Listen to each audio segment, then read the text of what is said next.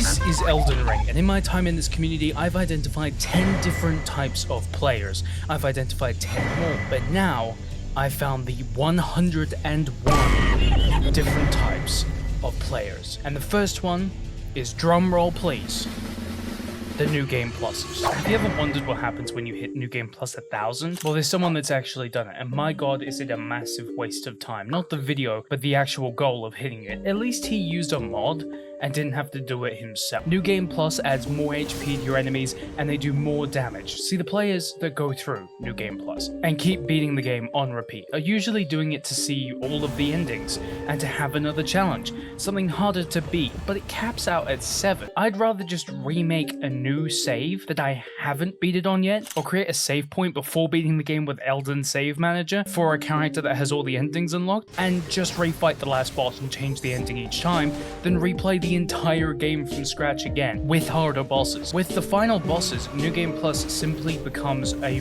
war of attrition. They have more health than ever, and they do more damage. But if you already know how to dodge everything, you're basically just dodging more of everything and making sure you do more hits. If that makes sense, comment down below, because I think I just had a stroke. The hardcores use weapons, talismans, buffs, and more that make the game harder to play. When the DLC came out, they wanted the challenge, so they use a normal sword and shield. None of that fancy pants stuff, like a wave of magic being shot from a katana or a sword that has a weird ability that allows for teleportation. But then they realized just how hard the DLC really was and regretted that decision almost instantaneously. They then equipped Moonveil and finally used the Mimic tier. These players enjoy the simplicity of beating a boss in a somewhat fair fight, to challenge themselves. It's the challenge that they enjoy rather than the story or the characters. Blue Man groupies, they love Rani, Queen of the Gangbang. I mean, she has 4 arms. What did you think they were for? The Millennia Enjoyers have Millennia as their favorite boss in the game for one simple reason: the dance. Not the waterfowl dance, but the fight. See, Millennia isn't like the other bosses in the game. She's not hard because the HP bar takes 3.5 millennia, no pun intended, to deplete. Millennia is different. Her boss fight takes dedication to master, time to learn, but once you've mastered it, it's a dance between two professionals, a perfectly timed performance, a beautifully choreographed story that embodies the very nature of FromSoft games, and that's why they love Millennia. This was suggested to me in the comments, but I can't find the comment. The collectors collect all of the weapons and items on one save. Now look, I get wanting all the items, but let's be real here. You're going to be farming for hours. There's multiple items with a 0.5% drop chance from an enemy you can only kill one of at a time, or in the middle of one of the poison swamps, and it's so annoying to farm. The damned Great Horn. Heaviest motherfuckers there are.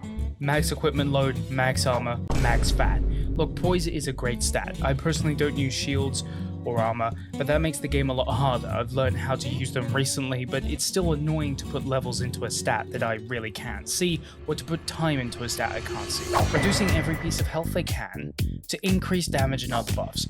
I've seen some YouTubers do this for insane damage numbers. Is it really going to be a thing that you do at home on your save when you want to sit down after 6 hours of work, or 8 hours of work, or 10 hours of work, or an entire week of work? Probably not. Let's be real here. Is it something awesome? Yeah, it's cool seeing the maximum damage you can do in one hit, but it's not an incredibly useful thing. What if katana, but 2? The dual bladers play for the maximum bleed possible.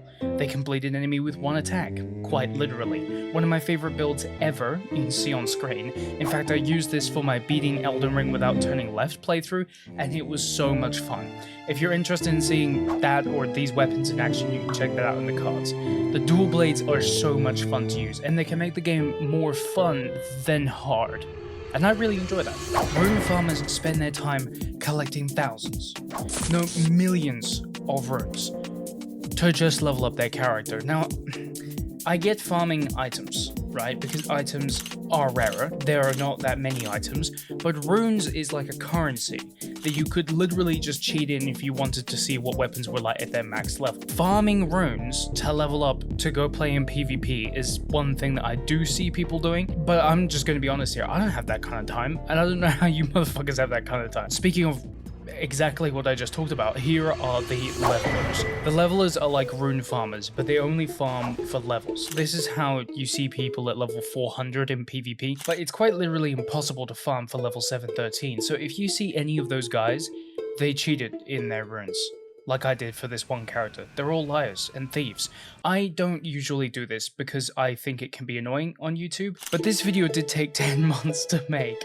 So if you're enjoying this so far or enjoyed the last installments, please leave a like and subscribe for more. I know, it pisses me off too, just knowing that I'm saying that out loud, but this video did take way too long to make, so I thought I'd try it out and see if it actually does do something.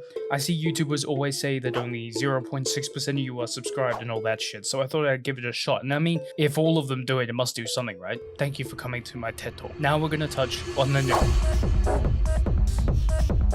The Noob is brand new to not only Elden Ring but Souls games. This player has been rotting their brain with games like CSGO, Valorant, Apex Legends, and League of Legends. No.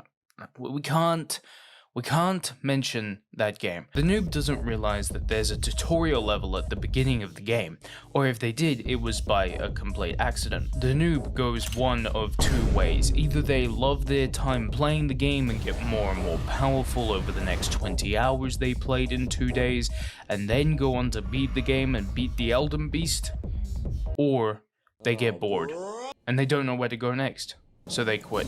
Or they rage so hard that they quit before they've even beat Soldier of Godric. The Noob rages after every death, during every boss fight, and is shocked when they finally reach Millennia and see her second phase. The Noob is either going to love Elden Ring and everything that Miyazaki makes in the future and what he's made in the past, or will develop a burning rage for Souls games the world over, and will rage on Twitter every chance he gets.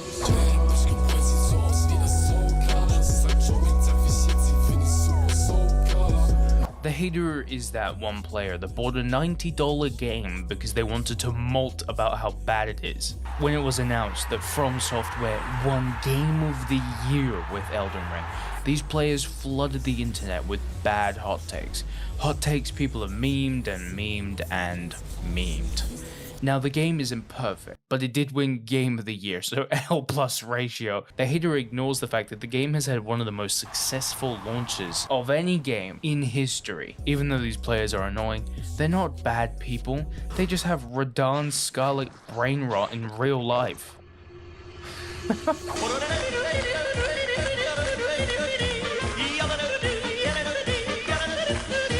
Professionals are those Elden Ring players that understand that to teleport you need to hold your shield up and then move forward over the course of 133 frames, or 2 and a bit seconds. They know how to cheese, Swiss cheese even, every boss in the game. They know the attack pattern of Millennia before fighting Millennia for the first time.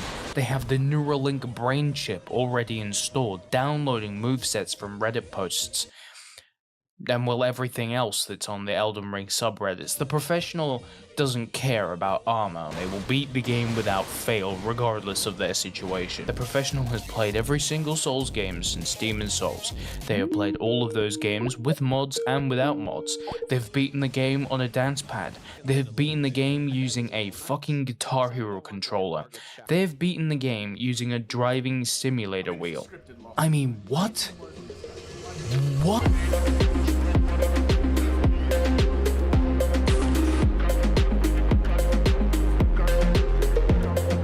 The modder knows that if they accidentally launch the normal anti-cheat enabled version of Elden Ring, they'll be banished to 𝗖𝗿𝘆𝗽𝗀𝗀. Fucking 𝗖𝗿𝗍𝗏𝗏, man. Things to do in 𝗖𝗍𝗏𝗏. Leave 𝗖𝗏𝗏𝗏. Despite this, the modder gets to enjoy first-person Elden Ring gameplay, DLSS 3.5 that allows you to actually run the free roam at more than 40 FPS on a normal PC. Sometimes they get to enjoy uncapped FPS. Nudes. That's in very high demand apparently. I mean, I wouldn't know. I heard about it from a friend. No, really guys, I saw it on Discord, and they get access to easy mode. Fuck, I mean, the modders can even change the cameras. They can change everything about the game if they wanted to. Modders will outlast all of us. Also, they have access to new character models of Melina, the other woman, Rani, and the other women in the again. I heard this from a friend. You didn't hear this. You didn't hear this existed from me. Okay. No, I will not link the mods in the description. Just go to Nexus, man. Start searching around. Put in the dirty work, you dirty fuck.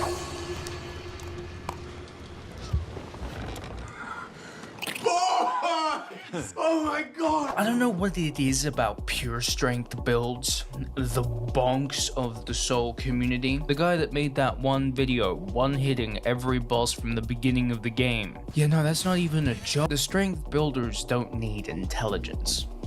Both in the game and in real life, they only care about strength. They only care about being buff. They only care about big sword goes swing and big hammer goes. Even though some weapons do ranged and more damage than strength only, no one watching this can complain about the beauty that is one-hitting the final boss of any game, and even better than that, one-hitting every boss in the game. I mean, some of these dudes get not only one, but two crushes. Two crushes. Let me just repeat that. Two crush. Who needs a staff or bow when you have two fucking curved longswords? You want to dual wield two things that the average human being can't even hold up with both hands? You can. Want to die at the young and tender age of 24? Yeah, same. The strength builders are the best. Funniest dudes you'll probably ever meet. They may only have one brain cell, but who needs that shit in 2024? You upload funny TikTok about random shit, you get 1 billion internet points.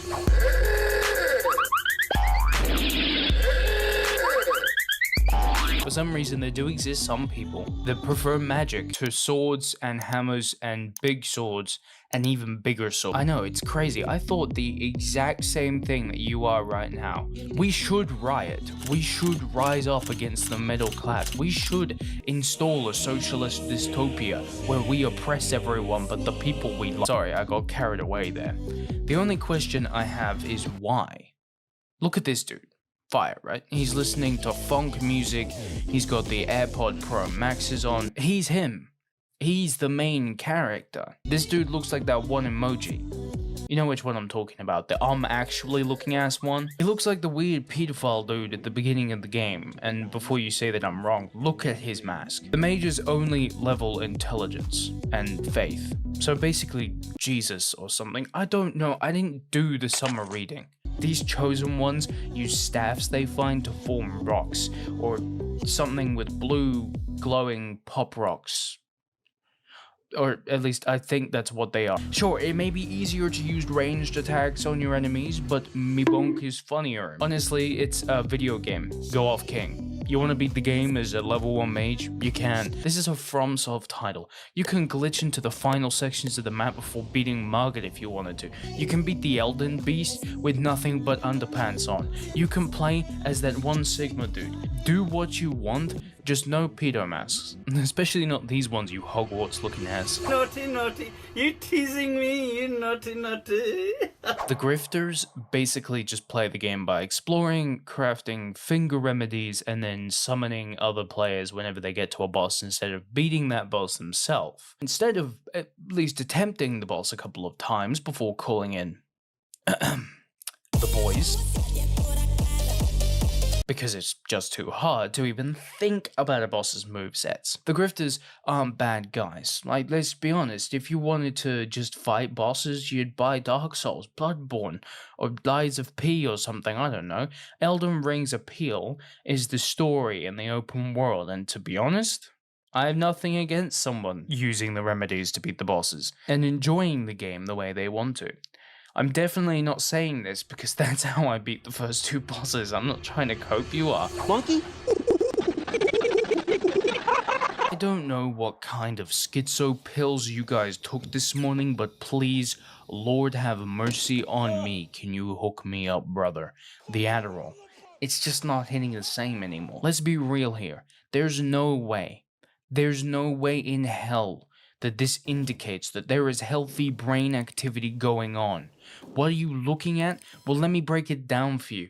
This guy is using a teleportation glitch, one that takes you 133 frames exactly to pull off. Yeah, that metronome is the time when he drops the shield and runs, and apparently teleporting at this angle gets you here. What is the physics of this world? What the fuck? This is not the Pythagorean theorem. It does not follow the laws of reality. Newton's been real quiet since this apple dropped. Then there are the speedrunners that don't do glitches like this, but somehow kill bosses by watching them commit suicide rather than kill them with weapons. Is it murder if he does it himself? I'm seriously asking. I'm sorry, but what? You can just parry the entire boss off the map? Miyazaki made a game where you can't have DLSS without modding, but you can parry someone's existence. I'm just... What was that?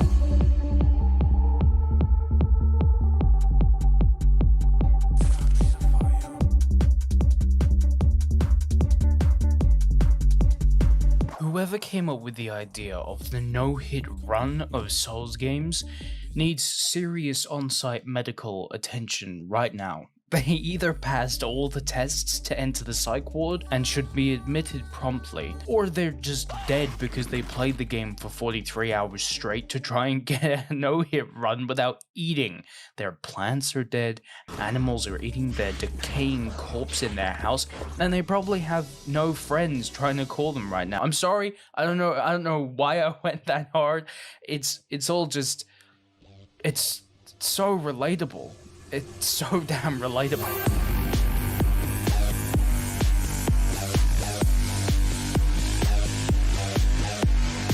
Hi, and you're welcome. No, the YouTubers really have like 4 categories: tier list videos, challenge videos, modded videos that make the game first person for some reason, modded videos that make the game harder for some reason, modded videos that make the game Demon Souls for some reason, modded videos that make the game easier for some reason, or just playthroughs. Or you get speedrun videos where the dude parries a meteor or kills millennia in a couple of seconds, and you're left sitting there questioning reality because it took you 6 hours to beat Margit and Godric with help, and 9 hours to beat Renala. Yeah, it took me less time to beat Godfrey and Morgan than it took me to beat the first 2 bosses of the game. We're not gonna talk about that one, okay? These are the no-lifers that will put 1,000 hours not into the game, but into the editing of the video on the game, unless you're me. They've only played the game through a couple of times, just a couple of times, because apparently every new challenge requires beating the game once more. The YouTubers are the only ones probably making actual money while playing Elden Ring instead of, like the rest of you, just playing the game because boredom makes the voices get louder. And it's easier to be distracted than have to deal with the perpetual, painful, and somewhat psychotic internal monologue that makes you question life, its meaning, and the ultimate meaninglessness of existence, spurred on by a single sentence someone said to you on Discord or Skype months or even years ago. Instead, the YouTuber questions their existence when they spend 100 hours on a video and the 10 of 10 tag shows up, everything is grey, including the weather, and they're stuck inside, and they start thinking that the water hose outside might be sturdy enough to handle the weather. I mean, no, we don't do that. Premiere Pro is a great program that never crashes and deletes your entire project for you. I never had over 12 hours of Elden Ring footage lost because of some corrupt OBS files for no reason. It's fine. It's fine. I'm not losing it. You are. I prefer restart instead of New Game Plus. I'm one of these players. I've beaten the game 7 times, but on a bunch of different saves. And I also have some downloaded saves I got on Netflix I got on Nexus. So I don't have to farm and can see the final ending of the game. Look at that.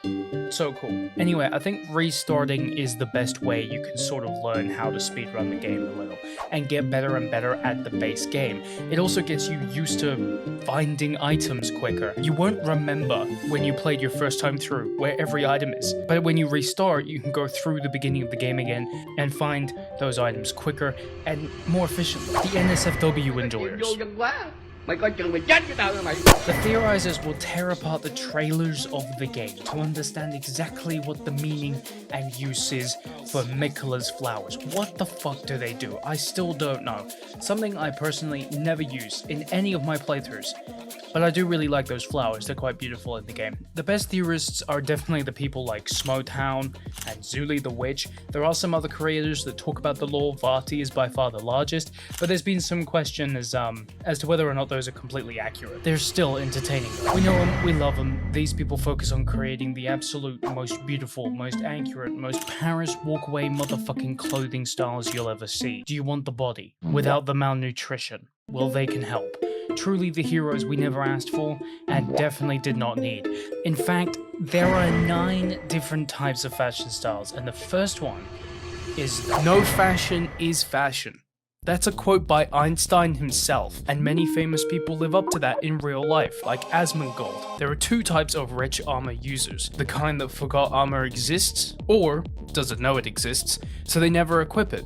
And then there's the people who intentionally don't use armor because they're based. Then there's the modders that change the default Wretch female type 2 muscular body set to be nude, but that's not TOS, so we're not including it in this video. Boss armor. You probably like wearing the armor of your favorite boss to rep the fact that you killed your favorite boss, or just because it looks cool.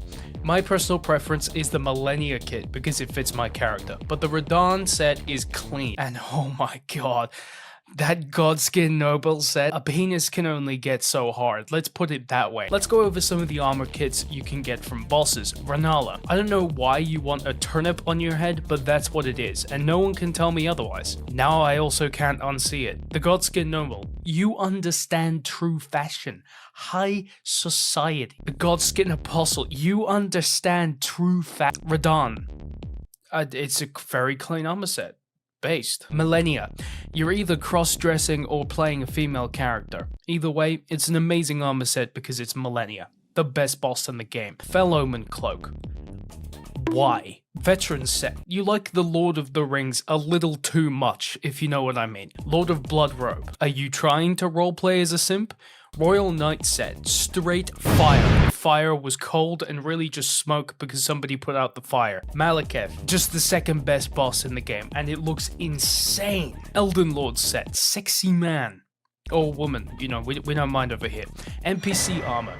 You rep your favorite NPC's armor, whether it's the Deathbed Companion or Rogier, whether it's 𝗖𝗿𝘆𝗽𝗃𝗀𝗃 or Gideon Ofnir, or whether it's 𝗍𝗍𝗪𝗪 or the loathsome Dung Eater? What's wrong with you? Get help. Get help right now. Let's go over what your choice of NPC armor says about you. Gideon. You didn't realize that there were ears on the helmet and there's actually no beard. It's just fucking ears. If you did realize that, you have to check yourself immediately. Nefeli, you're playing as a female character. If you're not, why do you want to look like a caveman? Are you LARPing as a Flintstone? Maybe you're a strength user. Dung Eater, actually, what is wrong with you? Rogier, these nuts. What does that even mean? D, you completed his questline and you like the helmet. It's honestly one of the better designed helmets, no cap on God, on grandma. That's everyone, right? No, Fia. Are you a mental patient? Ranni. How could I forget Ranni? Also, you know why you wear this armor, you know why. I've seen your search history. The hybrid mixes and matches the different armor sets in the game to see what looks good together. Like, sure, Millennia's arm fits the rest of her drip, but let's be real here, it also fits any golden armor set, and it can look clean as fuck on some alternative armor sets you find in the game. This goes for everything. I've seen some clean combinations made by the community over the last few months that absolutely blew my mind. Sure, we can't change the colors, but with such a limited set of options, just look at that, my man. Beautiful. Random armor.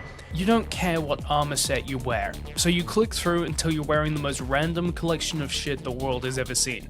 The XQC's bedroom of drip, the Thames River of drip, the rotting corpse of drip. Seriously, we need to get you kitted out in some real armor, ASAPPY. This is not acceptable, my man. So here are some very quick options for you. As outlined previously, you could rock a boss drip for the flex, or maybe you're feeling a little frisky. Maybe it's a little hot, so you don't decide to wear anything. Remember, ladies and gentlemen, no fashion is fashion. Just ask Eminem in the early 2000s. Here are two options I came up with. This is a really clean mix. We got the twin sage helmet. Yeah, you weren't expecting that shit, were you? The D body, the millennia arms, and finally, we actually have a surprising one. The godskin noble legs. I love the two-tone of this build, and combined with your favorite staff, it looks clean as fuck. You can also switch out the D body for a silver-colored body of your choosing. Me personally, I'm going with the godskin noble. Look at that, lads. Now that's fashion. And for my ladies out there, we got this clean mix. We got the Nepheli helmet, we got the Nepheli body, we got the Nepheli arms, and finally we got the Nepheli. Do I have to justify this one? Who doesn't want to look like a complete warrior badass bitch? Let's be real here. Poise. You actually think that this stat has anything to do with the damage you take? What are you, stupid? Armor is for drip only, vigor is for health, and poise means absolutely nothing. Take it from the game itself. Oh wait, it does do something. Well no, I refuse. The evidence is in front of me and yet I refuse to change. Armor is drip and drip I will. I'm in denial, sure, but that doesn't change the fact that I'm correct. My superpower is being honest. I'll eat your ass. I will. I'll do it. My children aren't going hungry. Seriously though, if you're wearing armor because you think poise actually does something, just remember that there's a dodge function and a vigor stat for a reason. What, you need a shield and armor to beat a boss? What are you, a noob? I'm kidding. I'm not kidding. The fashion modders do one of two things. Either they look at what mods are available for altering an already existing set of armor in the game. This also exists for dances in the game. Yes, I added the Fortnite dances. Sue me. The second type is the one that finds the nude options. Look, yeah, it wasn't me who made the mods, okay? I'm just the messenger. They exist and you have to cope with the fact that they exist. However, you're gonna cope with that. Probably by downloading it like I did immediately after seeing it and then deleting it so nobody sees that you have it downloaded on your computer. Or when the game crashes because you downloaded 600 clothing mods. Look, it's just what we gamers do, okay? Why are there no mods for the male characters though? Come on guys, we can't look sexist here. We need to represent all the body types. I want a male, muscular ABNB mod. That's the next top priority. Whoever does it first gets 500 rubles. Others. Now we have the others fashion. You know, the things you pick up around the world or from enemies. Honestly, some of these are not that bad, but overall, they're kind of all ass. And I haven't even given them a chance to touch my beautiful, sexy in-game character body. I care about that high fashion, you know, that Asmongold fashion sense. Finally, we have the meme fashion sense. You know who you are. You're probably an OreOscar viewer, and if you're not yet, what are you doing? We be wearing the Godskin Noble full set in rose gold. We've got the Slim Shady set when we go to fashion events, like the Paris Fashion Show. The average person cannot comprehend the deeper meaning behind wearing that loathsome Dung Eater set. Sure, there's that guy that wears it because he's a masochist, but we wear the loathsome Dung Eater set because we understand high fashion. Look, this set is genius because the Dung Eater is a loner and no one wants to help him. He creeps everyone out just like we do in real life, and that's why we wear this set. It's symbology, it's ironic. Deeper meaning is worth more than any of these other sets of armor in the game, and that's just facts. Mirrors carry the community through the future. These guys are working 13 hours a day, 14 days a week, yes, 14 days per week, and will give their life to post a simple image detailing the most basic thing we experience in this game literally all of the time. Like the fact that the bosses have a 20-second delay while swinging, but it's somehow still RNG, and it only actually hit once you're in the perfect position to get hit in a humorous way. They're in the lab working for free, like those Wikipedia freaks, but they're a completely different breed. If the memers didn't exist, there wouldn't be a community. It's as simple as that. Thank you for your service. We all appreciate it. Now, when you look at the screen right now and you're reading that title, you're probably wondering, oh, this is going to be something bad. I disagree. The crackheads are addicts of the game. What do I mean by that? Well, let me explain with a simple child and or family-friendly story using AI-generated images because I don't know how the fuck to draw. Once upon a time, there was a young boy. An innocent boy who was picked up from school after playing basketball. After he got home, he he begged his mother for this new game all the kids were talking about, called Elden Ring. He explained to his mother that this game was like Lord of the Rings, that this game had orcs, and castles, and elves, and orcs. The mother agreed, not knowing the sheer horror this fucking game presents in a split second. I mean, she's eating fucking eyes. This dickhead made you massacre an entire castle. She commits genocide. She kills herself in order to serve a higher purpose. He's a fucking lunatic. Honestly, I have no idea what's going on in Godma's head, but this scares me. This scares me to my very core. This self-righteous clown massacres an entire town of people. He has a room full of drugged people, women, creatures, and let me solo her for some reason. This game is about to ruin the mind, body, and soul of this kid and expose him to the raw, unfiltered reality of the human condition, the beauty and the failure of fundamental ideological concepts of life over the course of about 150 hours depending on how you play. Anyway, she buys the game, and he goes and downloads it on his Game Boy Advance Plus Ultra Linux Edition and loads it up. Then years go by. Why? Because he's bought every other FromSoft game as well. It was a package deal. Dark Souls 3, Sekiro Shadows Die Twice, everything. He's addicted to the universal pain and suffering and ultimate pleasure derived in finally beating a boss with a sword literally called the Rivers of Blood. So yeah, that's the addict, the crackheads. Thank you for coming to my TED Talk. The I don't know anymore, this game is too big. Copyrighted, trademarked, all rights reserved is the type of player that doesn't know anymore the game is too big, trademarked, copyrighted, all rights reserved. They got lost ages ago and have just sort of been wandering, literally living out the lore-accurate past lives of the Tarnished. They will eventually get to the end, but for now, they're just enjoying the journey and where it will take them, even if it's back to fucking 𝗖𝗿𝘆𝗽𝗀𝗃. Good luck, and all power to you, man. They like dressing up as their favorite characters. Honestly, the Let Me Solo Her cosplay and the Millennia cosplay go hard, not gonna lie. I've not actually met a lot of players that are cosplayers, but I think we all know they're all freaks. Not much to say on this point because it's in the creators section of this video. I don't want to double up, but I did want to give a shout out to all of you players out there that dress like your favorite characters. Furries. These guys are also freaks. There's not much to say about this one. They're just furries, you know? They'd rather fuck the rune bears than Ronnie, and she's got 4 arms. 4. I'm sure you noticed what she has 3 of, but guess what she has 2 of? Just saying. At this point, I'm trying to get to 101 because the movie 101 Dalmatians, because that movie is fucking based and epic and awesome, and I want to immortalize it on the channel in some way. So this type of player never bought it because they either couldn't afford it or watched streamers play it instead, or didn't care because they wanted to continue e-dating on Valorant instead of having their moral and ethical lines literally be destroyed every day. I mean, personally, right, this is how I see the law. You commit literal mass genocide, including killing fucking God. It's a big day. We're gonna kill God. Come again? Christian God is real. He's been asleep for thousands of years. We're gonna sneak up there and kill him. Mob style. Just whack his ass. Can I kill God? Stop, As Summer. if. To fix a system of governance that, to be honest, what would really happen if we just left it the way it was? Like, why do we have to get involved? Why does one of the best room farms in the entire game, a bunch of guys that just wanted to find the Holy Land and ended up in hell accidentally? Like, I don't want to kill them now. But I do need my vigor at 60, you know what I mean? I feel bad every time I play this game morally, but I feel fucking amazing after I beat a dog to death for the 4th time. It's like I've been enlightened by Buddha himself, you know what I mean? I have a weird relationship with this world. Holy damage is good. They actually think holy damage is good, because they used 1 or 2 weapons that have very specific use cases, and that's literally it. Holy damage is ass. It's always been ass, except in very specific circumstances. The DLC actually does see some expansion with the holy damage type, but the main game, I mean, I've used 1 holy damage weapon properly, and it's been for cheesing dragons, so I mean, that's it. Now we're going to move on to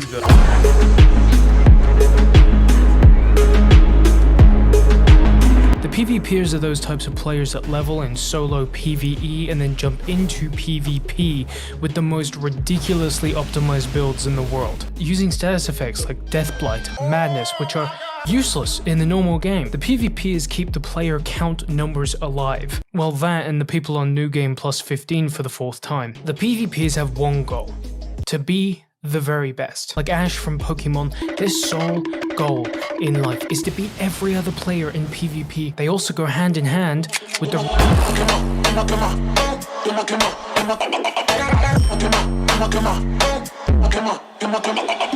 The respeccers take on two different types. The first of those types is the player that respecs their character every time they get to a new boss. Need to beat a dragon, Longhorn plus Faith build. Need to beat Fire Giant, Moonlight Great Sword plus Int plus Strength. Need to beat the Godskin duo. Literally any weapon, and sleep pots. The second type is the character that perfects the min-max. See, the min-max is an art form. They pick the weapon they like and they min-max their character to make it work for them. They ran out of larval tears in their first playthrough and now have to get to Nokron in New Game +1 so they can finally respec again. The goal of these players is to optimize their character for the optimal boss build, and this means that they'll change weapons often to find the one that fits their playstyle the most. These players also exist within PvP, unlike this next player. Regen draußen, Regen draußen, Regen draußen, Regen draußen, Baby, öffnest du mir heute Nacht die Dämmer meine Augen, bau einen lauten, bau einen fetten, bin am Rauchen, was wir hätten, fühlt sich an wie auf Tabletten, ja. The rivers of Bloodmane live somewhere in between complete despair, pain, and hellfire, and absolute bliss. This player loved this weapon at the beginning and has put almost 1,000 hours into just using the Rivers of Blood. Now though, they sit sadly, contemplating the good times. They hope for a buff that'll bring it back to its pre-nerf glory, but they know it will never come. The Rivers of Bloodmane either, and this is the only two types that exist, okay, they either switched onto Moonveil or the Nagakiba, or they still just use it for fun. I'm convinced of this. These are the only two ways to go as a pre-nerf Rivers of Bloodmane. Speaking of building up a katana, let's talk about the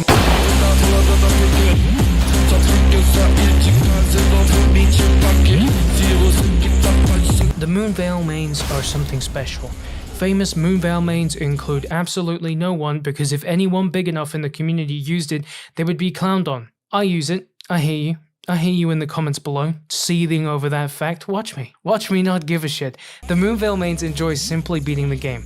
The bleed build up plus the magic damage makes it a fun weapon to mix with another katana, like the Uchi, or with a spell build. It's the perfect weapon to complete either a spell sword build or a dual katana build. The Moonveil mains still want a challenge though. It's a weapon that still relies on clean attack patterns and combos. It's still a weapon that relies on some skill and knowledge of a boss's attack patterns. It's still a katana, but it gives that little bit extra. Talking about giving that little bit extra, let's talk about the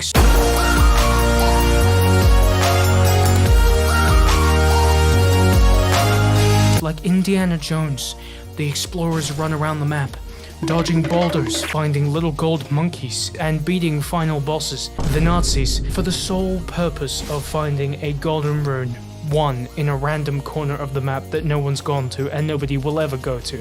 The explorer fell in love with the game's world. And let's be real here, that's not a bad thing. This world is fucking beautiful, and it's no wonder that some explorers find themselves traveling to the very corners of the map to experience it in all of its glory. Truly one of the most obsessed types of Elden Ring players, unlike our next type.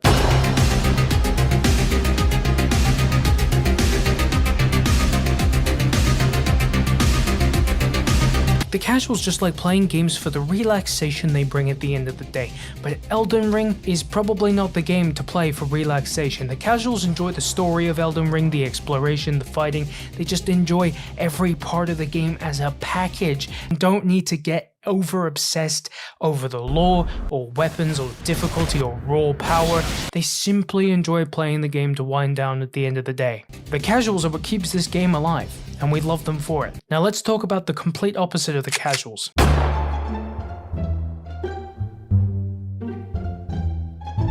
This could be included into the professional category from the last video, but these are different to the professionals for one key reason.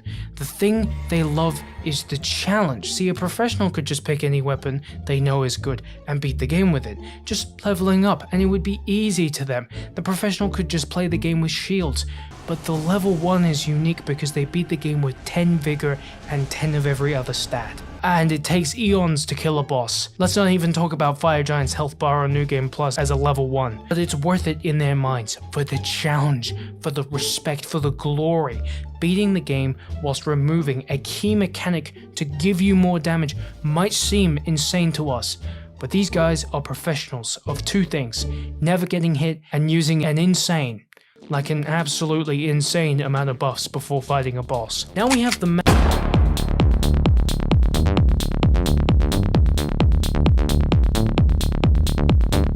The maxers are those types of Elden Ring players that don't give a shit about maxing out their weapons or their buffs. Their only interest is in leveling. Yeah, they hit level 713. They're on New Game Plus 100. They're impossible to beat in multiplayer, and yet they might be a little obsessed. But does that matter? They're Patrick Bateman in this bitch. They're max level in Elden Ring. The only question is, are you? I didn't think so.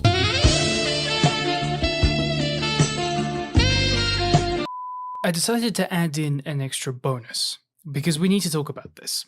What the fuck are the PC controls? That's not rhetorical, that's a legitimate question. Sometimes I feel like I'm fighting my PC because I'll hold down shift and control and click left click on my mouse, and Moonveil will do its heavy attack with the Ash of War, like it's intended. But apparently just clicking right click does the same thing. And sometimes when I'm using the Sword of Night and Flame, the input for a heavy attack that should be the flame attack doesn't work. So I have to use shift right click as opposed to shift control left click. So what should be the flame attack doesn't work, and what should be the good Moonveil attack is also inconsistent. So I have to change the controls I use based on what weapon I'm using, and it mostly comes down to random chance whether or not the weapon will actually work the way it's intended. This is the control scheme. Some of it makes sense, but some of it's like reading hieroglyphics. Is this just me? Monkey?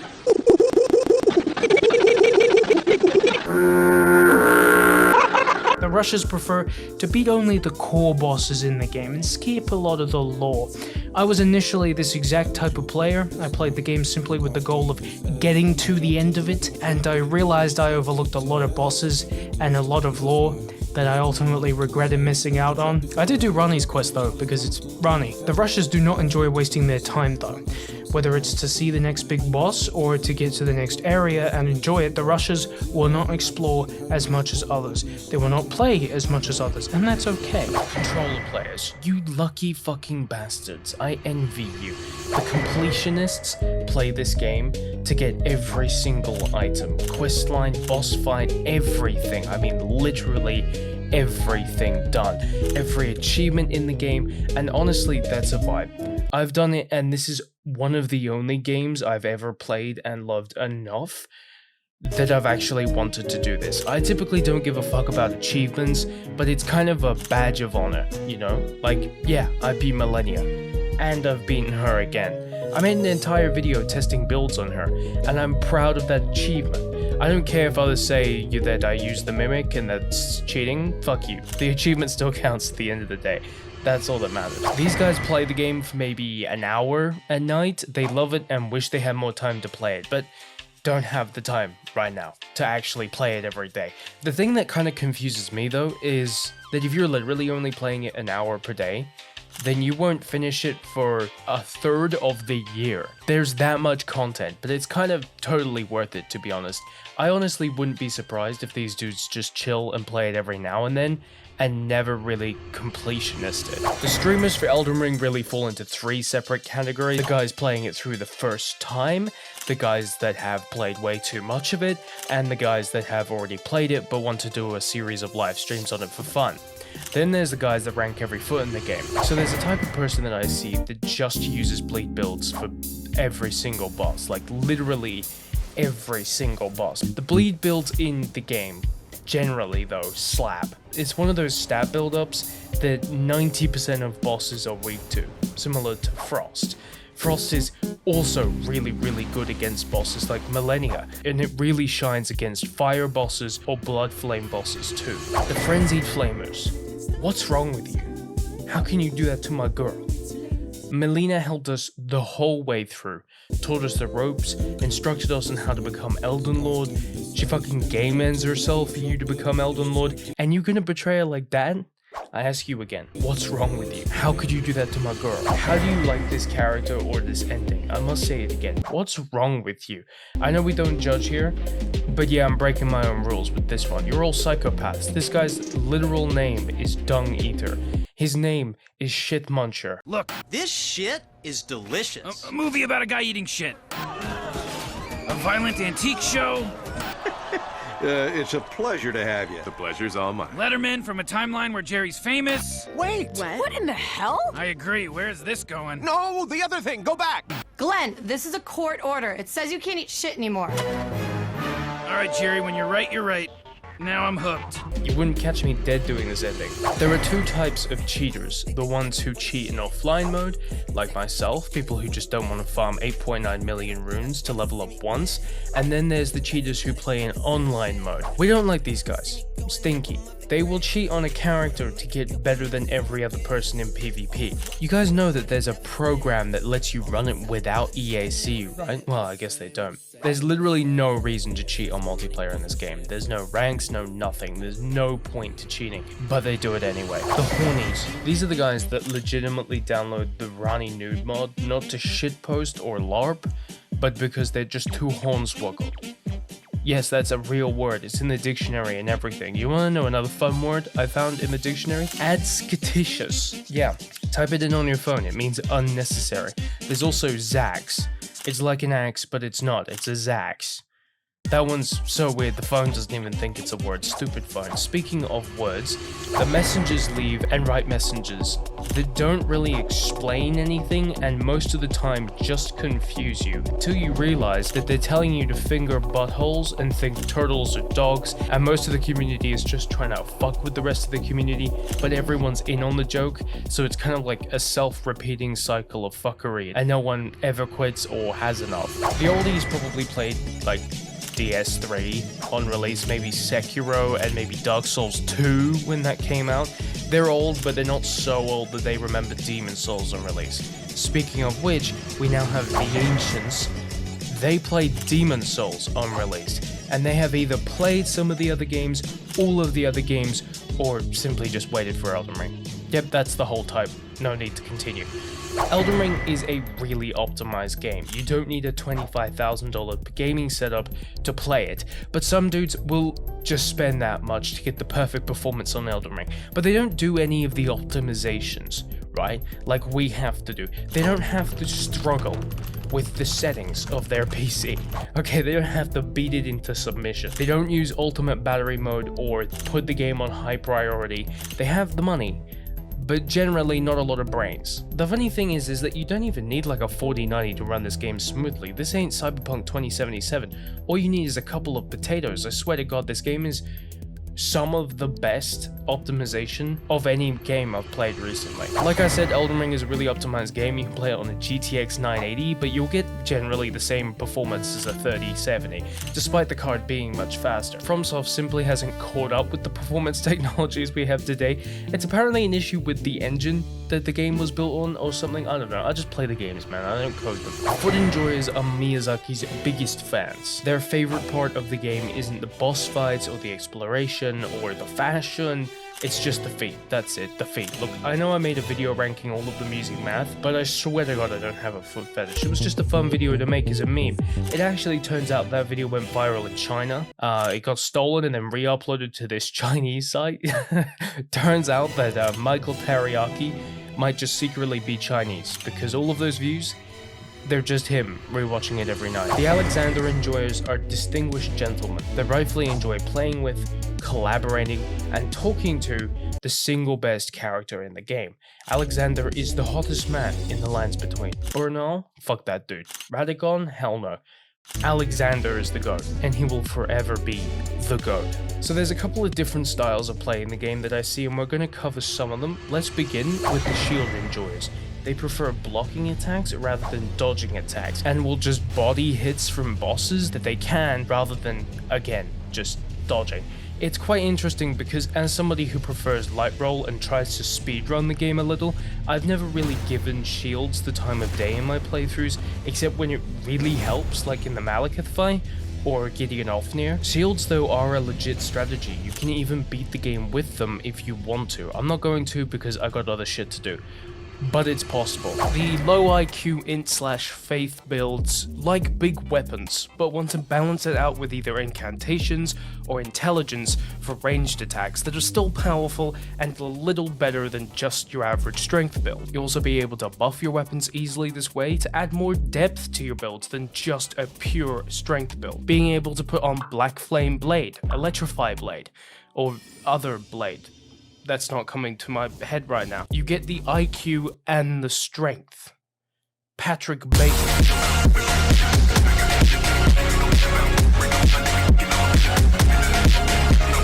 Faith builds use predominantly fire or black flame attacks instead of glintstone. Is it because you like the fact it does damage over time? Yes it is. Maybe though you prefer the Dragon Breath builds, because you want to make the game harder than it already is. You like to make the game more calculated, having to know exactly when to attack. Faith builds are fun, you get all of the positives of all of the consumables, like Flame Grant Me Strength or Flame Cleanse Me, without having to craft the entire planet's supply of boluses. Faith builds have a good mixture of ranged attacks, healing abilities, and more. Comet Azure abusing piece of shit. No. Maybe you like to use Comet Azure, or you just like using any other glintstone attack. Intelligence builds get the best of all worlds. An insane bow that you can use at any time that actually is 10 times better than any other bow in the game. Big sword, big hammer. The great thing about intelligence and mage builds is you level up one stat but get access to the benefits of all the other builds. Why level strength up to 60 to use a huge hammer when there's a spell for a huge hammer? I'll give you this bonk builds, you can do a hell of a lot of damage, but pure mage builds have the added benefit of being the most wide-ranging. Dex builds. You like katanas? No, that's literally it. I think the only other weapon I know with decent dex scaling is Bloodhound's Fang. Actually, let me Google it real quick. So it's basically all katanas and like 2 dual blades, which is fair enough. Dual blades can be insane with the right build, I'll give you that. There's not much else to say on this build type. The strength dex builds have the best of 2 worlds. A perfect example is the Mirai Executioner Sword. It has a very similar talisman collection to the dual blade and dex weapons that hit many times a second, but being a great sword, it has strength scaling too, and poise breaks very often. A great all-around weapon. The Nagakiba is also a similar weapon. Being a large katana, it has one of the better poise breaking capabilities out of all the katanas, but it can also be imbued with any of the greases for additional damage, which you can't do with Rivers of Blood or Moonveil. There are a lot of weapons that are slept on in this game. Weapons you can get rather easily and can be absolutely tanky when buffed correctly with the right talismans. The Nagakiba is one of them. Builds with weapons that have unique Ashes of War have benefits, but a lot of them have downsides. A lot of weapons with the Ashes of War that actually slap can't be buffed by grease buffs, which limits what bosses it will actually be good against, whereas some weapons in this category can be buffed with grease, like the Bloodhound's Fang. For some weapons, this can mean a massive difference in damage, and because some of them, like the Moonlight Greatsword or Moonveil, use magic to buff their damage further, there aren't many consumables, but as an alternative you can use things like Terra Magica to compensate.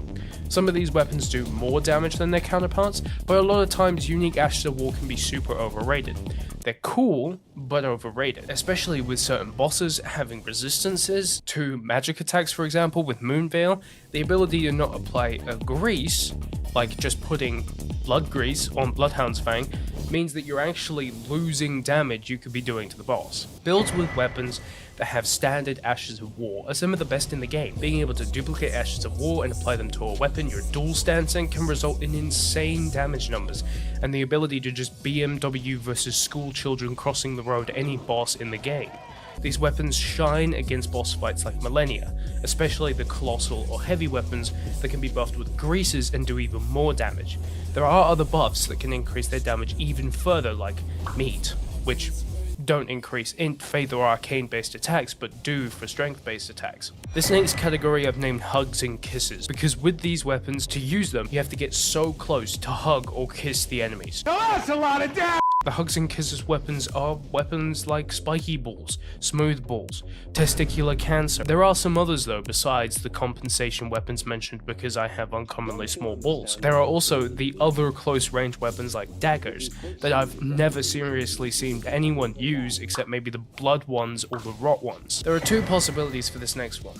Either you're the one guy in the group that weighs 300 pounds on the scale and also somehow uses a bow in Elden Ring as your main weapon, or you just use magic. And we've already covered the magic users, so moving on. The meme builds are those guys actually using daggers. Come on guys, give it a break.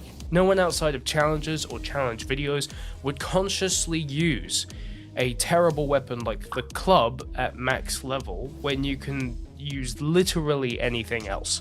The weird thing is, Moonveil builds, Rivers of Blood builds, all these builds are meme builds too, because the mentality that some have is if you use these weapons, you're bad at the game, get good loser. But like, have you actually tried to use them? I've found 10 other weapons you'd use in a heartbeat that are way better. Let people use what they want to use. I still see your shadows in my room next to the noose I'm going to. My name is 𝗖𝗿𝘆𝗽𝗍𝗽. This category is the I'm not like other girls. And you see how you physically recoiled after that beginning? That's what seeing this build is like. There are two reactions to one of these builds.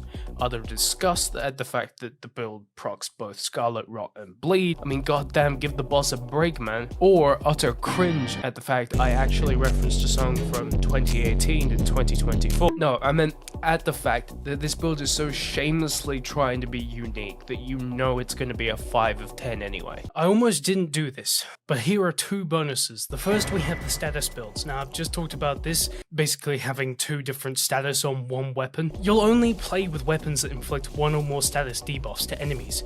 And don't get me wrong, some of these builds are so much fun and absolutely obliterate everything in your path. But what is wrong with you? Finally, we have the hybrid. Maybe you're all of these. Maybe you're one of these. But all of us at some point has had the tingling sensation in our testicles and or lady balls to try out new builds and to mix and match builds. I was a massive Moonveil and Rivers of Blood fan. I love katanas, but I never truly tried out the Nagakiba. And I remember in my last playthrough, this boss, the Blackblade Kindred, was the hardest boss I think I had ever fought in a video game up until that point. But when making this video, I tried it again with the Nagakiba, and it's just so much fun. This build you can build basically before reaching the city, which is halfway through the game, sure, in terms of exploration, but if you wanted to, you could get there in 5 minutes. This game is so rewarding and fun to explore and experiment with, and I fucking love that. And I'm sure you do too. Noob God likes to master all of the different methods for dodging everything, jumping over attacks, or roll dodging, or crouching under attacks. The movement god knows exactly how to dodge every attack, whether that's simply walking up to a boss and the telegraphed attack just misses for some reason, or jumping over the attacks which give your feet immunity, which kind of doesn't make sense, but hey, or whether that's rolling into, out of, or a combination therein to dodge waterfowl. These guys have mastered the game and can be absolutely any boss, anytime, with any setup. There's always a collection of different types of creators for every single game, and even though these don't directly relate to players, they also play the game, and I know all of you watch them. So let's go. Here we go, lads!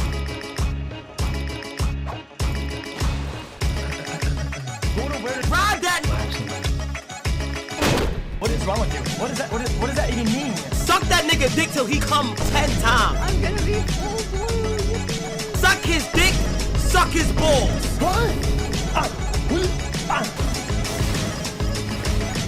Okay, so Fuck.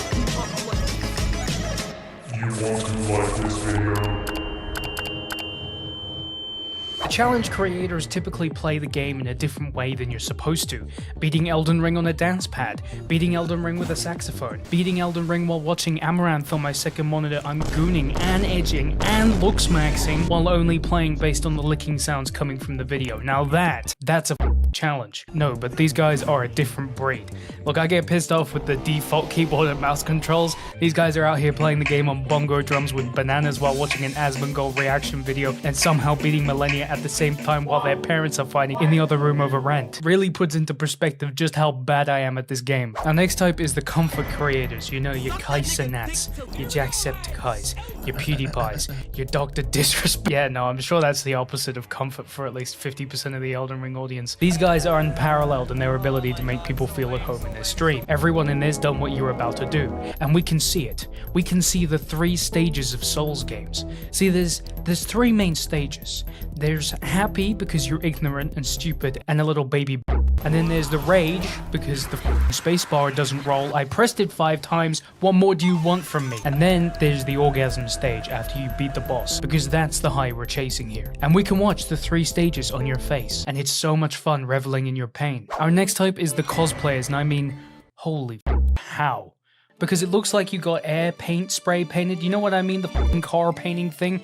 That's what I'm imagining has happened here. Just like a posse of beautiful, jacked, black, muscular men in underwear for some reason, just with spray cans. Is that just me? The dedication to do this. Look, I get annoyed when I have a jumper on, right? But it's handmade wool and it's slightly scratchy on your neck. And at first it's fine, but then you start walking or just generally existing and you might start to sweat a little. I mean, it's wool and you live in the piss heatwave snake infested wasteland of Australia and your neck's scratchy. And now you're almost at the corner store down the street because you wanted cigarettes, but you're scratching your neck more than a crack addict. You're sweating, you're deprived of nicotine, some would say addicted, and you look homeless because let's be real here, even the best grandma in the world, I'm talking super grandma, right? I'm talking Superman, but an elderly woman. Even she wouldn't be able to knit a homemade jumper that makes you look like you're in any of the tax brackets from scratch. It's not happening. Anyway, you burn the jumper and accidentally set off a forest fire, killing 43,751 people in the process. How the f can you stand to wear makeup, but not all over your body for multiple hours at a time? I've acted before, right? Yes, I used to be gay, but then one day I put a fork in the 220 outlet and boom, I died a bit and then came back straight. And even then I wanted to end it all when I had to put on makeup to cover up my freckles. I'm cute like that, just roll with it. And that was just concealer. The best way I can describe the feeling is, you know the paste they used to cover holes in the wall with the big ass spatula? It's that, but for your pores. That's what it feels like. Massive respect over here, massive. It's not for me though. I mean, the painting would be fun, but then you're just blue dabba dee, I wanna die, you know what I mean? Now we have the listicle creators, you know, Rusty. And Rusty, but with brainworms, and that's about it. The guy's making tier lists either of 500 different items in the game, requiring running around and collecting everything and using everything to test everything, or just like a guy schizophrenically rambling about different stuff he sees, and most of it's in his head. It's not real, but to him it's a CIA plot to keep big fish alive, and he has to show the world that this CIA plot is going on. I mean, what's the alternative? Stay quiet on something this big? This is big fish. The 5 companies making fish. Did you know that fish are fed other dead fish? Yeah, you're basically supporting cannibalism by buying fish. And don't get me wrong, I like the occasional bit of cannibalism here and there, but we're talking like mass cannibalism. And the CIA is trying to hide it from the masses. Ever heard of Monsanto? Wait. Hold up, I have an announcement to make. He pissed on my fucking wife! Every 1 subscriber this video gets equals 1 millennia attempt that I will do live with your builds. Back to the video. Now we've got the antes. God, do we hate the antes. Have you ever been shopping in like a shop before? You know those things people used to go to before COVID hit to buy stuff or food or lawnmowers they didn't need?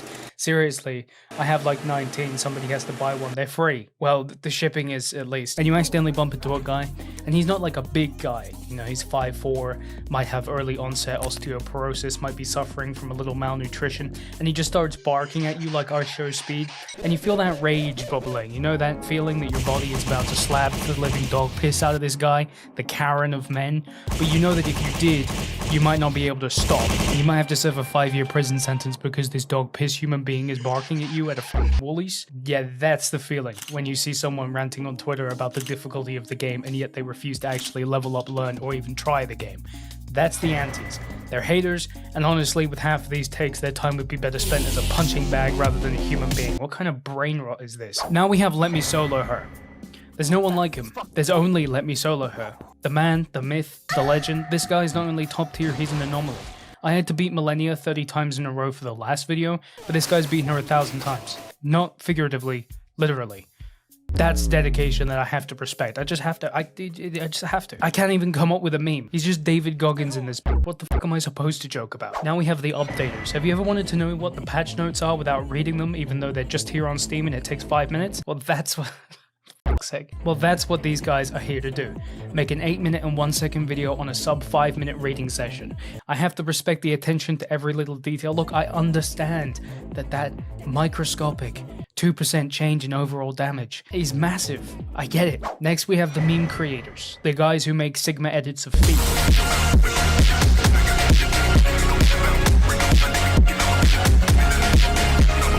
I was the guy who made that edit. I know, shame me in the comments, but come on, it kind of goes hard. Just like Miyazaki is right now. Ayo! Next we have the builders. These are the guys constantly releasing new videos on builds, min-maxing every little number in the game. Look, I get it. It hits different. Maybe 2% different, but different. And it scratches your brain with pleasure knowing that this is the most optimized build that you could have fit in for the next boss you have. But me. Now we have the React Andes. You know who you are. 𝗿𝗍𝘆𝗽𝗀𝗀. They watch other content for content. It's an infinite money glitch. If they had to pick between make the content that gets 1 million views and make the content about the content that got the 1 million views and get 140,000 views, they'd choose the latter. It's easier, it's lazier, and I wish I could do it. I'm just being honest here. It looks like fun and also infinite money glitch, but IRL. We have the guide YouTubers and streamers next. These guys will essentially explain every step of the game to you in simple language. They understand that not everyone is going to analyze every line of dialogue that is a Shakespearean play and you're in 8th grade. There's also a special brand of guide YouTubers that are quite cheesy. They like brie, camembert, even mozzarella. See, this isn't enough of a difference to make an entirely new category, but essentially instead of teaching you the way you should beat a boss, they teach you the way not to, but it somehow works. Like just shooting arrows through a hole in the wall to kill the dude blocking the other half of the Haligtree medallion. I want to say Neil, I don't know. I've never beaten him legitimately. Next we have the lore creators. 𝗿𝗍𝘆𝗽𝗀𝗀𝗀. Yeah, no, there's no others. I know that you're waiting for others, but there aren't. It's just him. Finally, we have the variety creators. These guys are a bit like bisexuals, you know?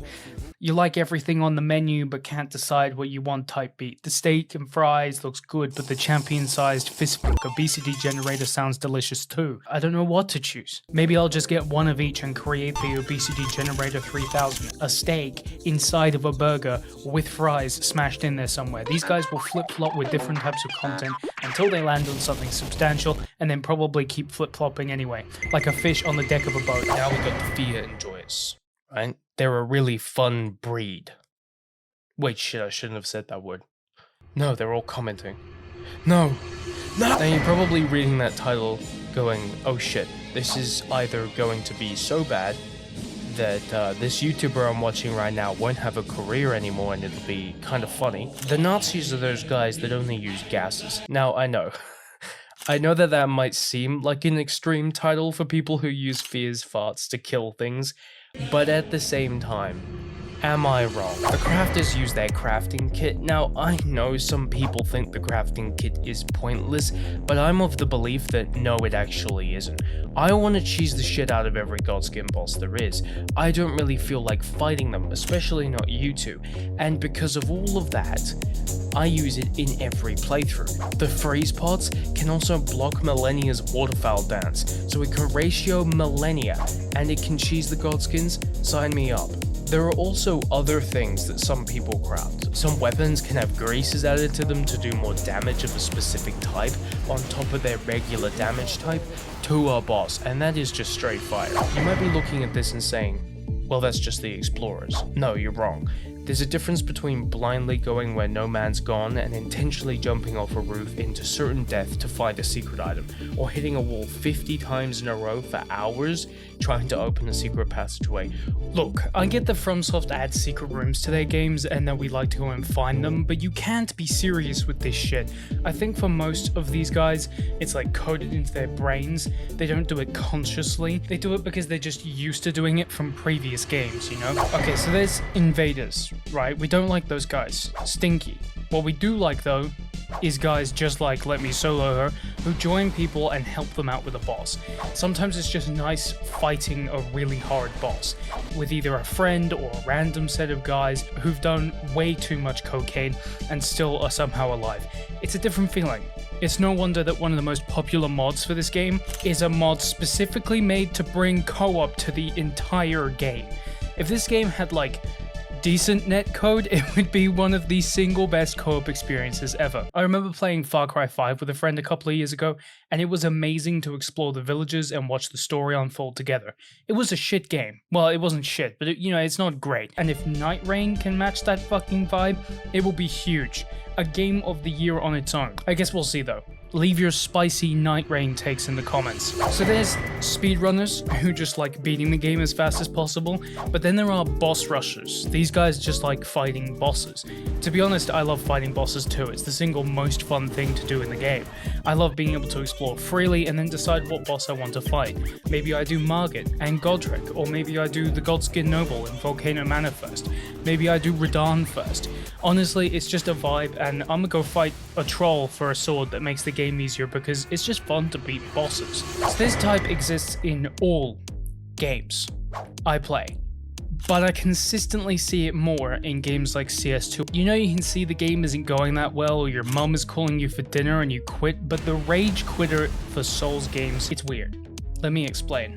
So the boss is hard, but you want to fight it the correct way, right? And I mean correct in the most liberal sense of the word, right? You're not using the mimic or buffs. You've just decided, hey, you know what? I want to purposefully kneecap myself because I think walking to work is just too easy. I need to crawl 6 miles. That's what you're doing. Then you complain that the boss is too hard because you can't beat it within 30 attempts.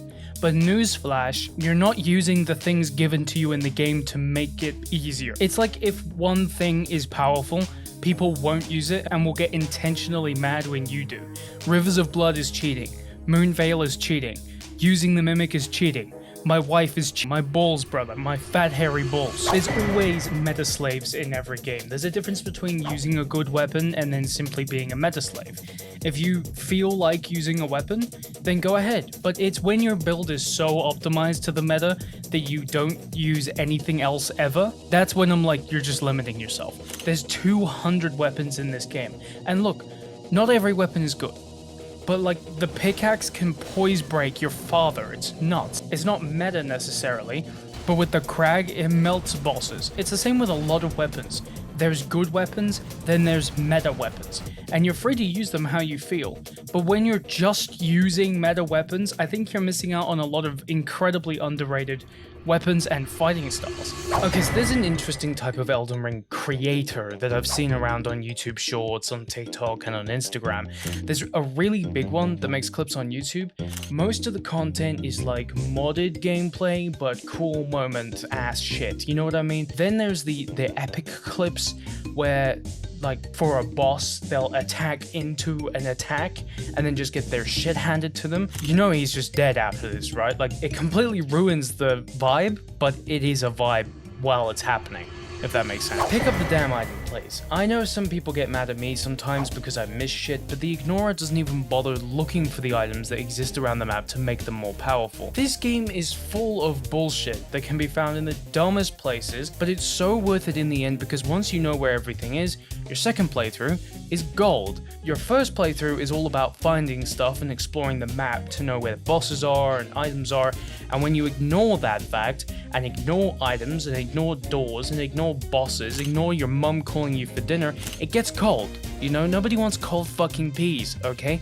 Go eat dinner, and likewise, go enjoy your time in the game. Savor every moment, because when it's over, you'll be pissed off because you can't enjoy it the same way again. I did it, so I know what I'm talking about. Okay, so we've talked about Ronnie, we've talked about Melina and Millennia, you know, these are the basic, like, thirsty fucking characters, okay, that the community has on their mind 99% of the time. I don't know why you guys want to fuck Millennia, she has super AIDS, okay? Literally, space AIDS. First of all, hello. My name is Blim Blam the Core Block. Second of all, cards on the table. I'm a murderer that eats babies, and I came to this planet to eat babies. However, I am also carrying a highly infectious disease that I suppose you could call space AIDS, as you put it. What we haven't talked about, though, is the game end in this community. Look, I enjoy me a little bit of Hyde, okay? I enjoy me a little bit of Morgod, you know what I mean? He's a vibe to be around, okay? They are valuable members of the Lands Between. And if I'm a boo real, yeah, we are all a little gay sometimes, you know? No? Just me?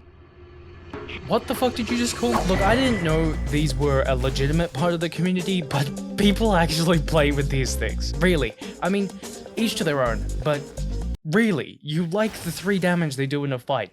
This isn't to judge. I just don't know why you would subject yourself to this torment intentionally. Why do this? It's harder? It's impossible? Or maybe that's it, maybe you enjoy pain. And yes, I'm aware, I've already mentioned this. I'm just genuinely shocked, I'm gobsmacked, I'm flabbergasted, I'm boggled. What, why, and how? Power Stancer only uses dual-wield weapons. And to be completely honest with you, I am firmly inside this camp too. I love power stancing katanas and dual blades and balls. I love balls. Look, I get that dual handing a strength only weapon technically adds half the amount of strength you have to your build on top of it and makes it more powerful technically than it ever has been.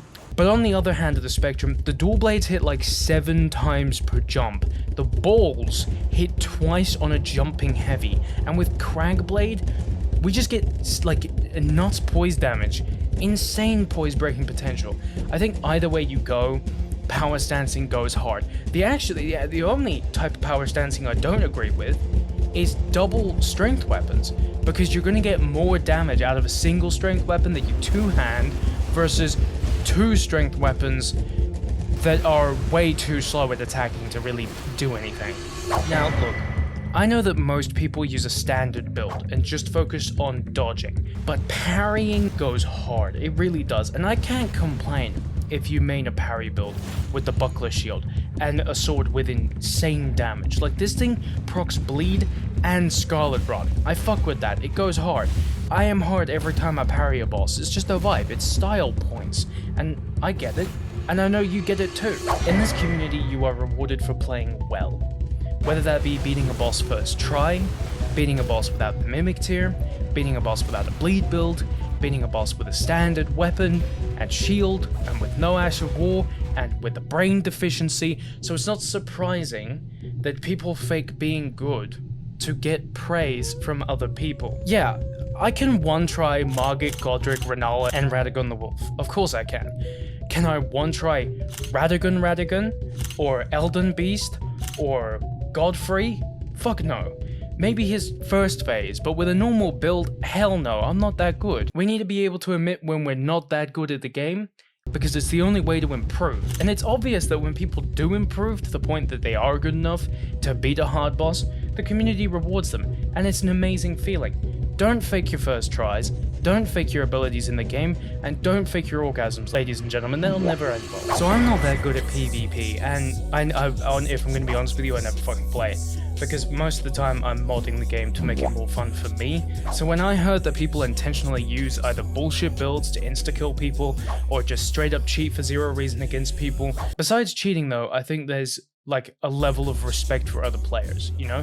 If you're just using Moonveil, or Rivers of Blood, or some weapon that just shreds people, it's kind of bullshit. You're using a weapon that you would typically use to cheese a boss to make it easier, against a player that may not know about it, or a player that just wants to have some fun. And that's where I think it's a little bit fun. Okay, so I know that using summons is fine, and yeah, it's cool to play the way you want. On the other hand though, there's using a summon because you want to beat a boss and it's your first time. Then there's using summons on every single boss fight you can just to trivialize the game. I agree that definitely, for some bosses, it's completely warranted. The dual Godskins, fuck those guys. The dual Gargoyles, fuck those guys.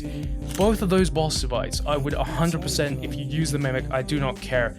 They suck as boss fights. They shouldn't even be in the game. The fact that they are is fucking shocking, to be honest. Using the Mimic on there, I completely understand. Then I also get, like, if you're a newer player, using the Mimic on the harder bosses of the game, like Malekith, Millennia, fucking Radagon, Elden Beast, and one more, Godfrey. Like, I totally get if you're a newer player using Mimics and using other summons on those guys, because those bosses are really, really difficult, and you've already come this far.